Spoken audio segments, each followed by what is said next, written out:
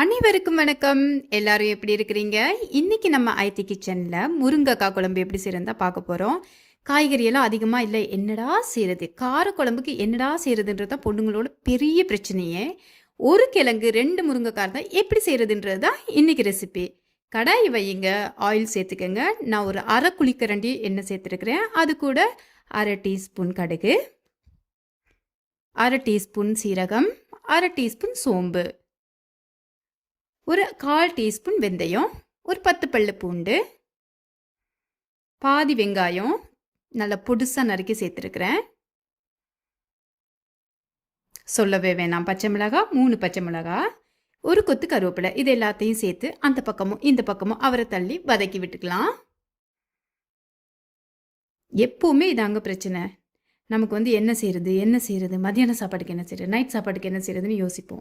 இப்போ பாருங்கள், முருங்கைக்காவை நான் இந்த மாதிரி வெட்டியிருக்கிறேன். அப்போ தான் உள்ளுக்கு அந்த ஜூஸ்லாம் இறங்கி டேஸ்ட்டாக இருக்கும். இது மண் கிழங்குன்னு சொல்லுவோம்.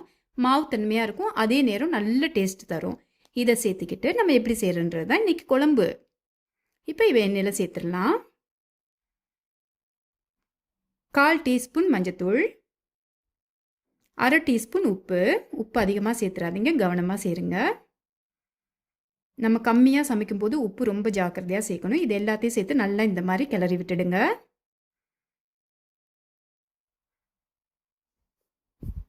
பாருங்கள், இப்படி இருக்கணும். மிதமான தீயில வையுங்க. இப்போ இந்த முருங்கைக்காய் ஆயிலில் கொஞ்சம் ஃப்ரை ஆகட்டும். ஒரு 2 நிமிஷம் 3 நிமிஷம் மூடி வைக்கலாம். இப்போ பாருங்கள், இந்த ஆயிலில் நல்லா ஃப்ரை ஆகிருக்கு முருங்கைக்காய். முருங்கைக்காய் பொரிச்சும் குழம்பு வைக்கலாம். அது கார குழம்பு தனியாக புளியெல்லாம் விட்டு வைக்கிறது, அது இன்னொரு ரெசிபியில் பார்க்கலாம். இப்போ இருக்கிறத வச்சு செய்கிறோம்.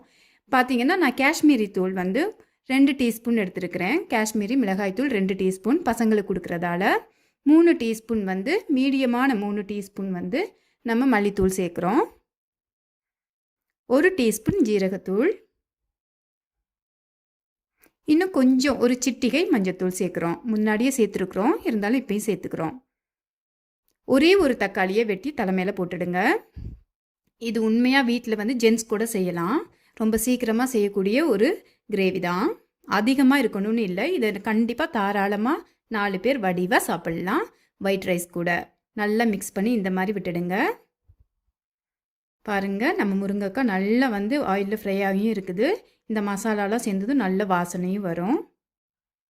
இந்த மாதிரி டைமில் நம்ம என்ன பண்ணணும் அப்படின்னா, அடுப்பை மிதமான தீயில வச்சுட்டு ஒரு 2 நிமிஷம் மூடி வைக்கணும், அந்த மசாலாவோட வாசனை போகிறதுக்காக. இப்போ நம்ம திறந்து பார்க்கலாம். பாருங்கள், நல்லா எல்லாம் சேர்ந்து இருக்குது இல்லை? இப்படி இருக்கணும். எப்போயுமே டைம் கொடுத்து சமைக்கும் போது தான் எந்த ஒரு உணவுமே நமக்கு ரொம்ப இதமாக நாக்குக்கு ருசியாக இருக்கும். நான் அடிக்கடி சொல்கிறது தான், நல்லா கொதிக்க வச்ச 1 கப் தண்ணி நான் இதில் சேர்க்குறேன்.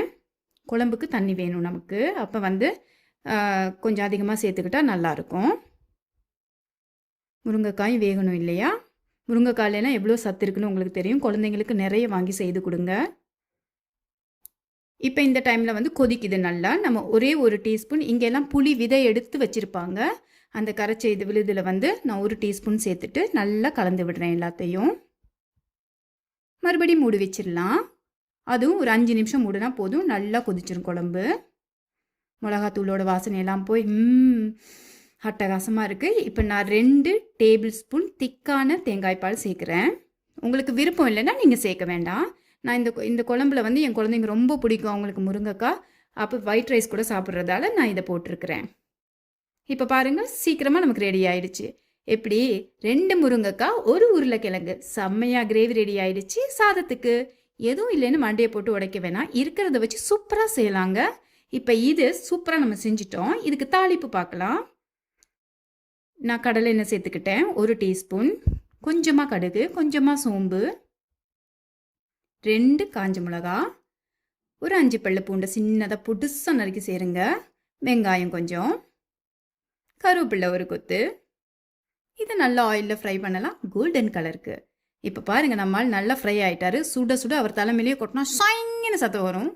நல்ல வாசமாக இருக்குது.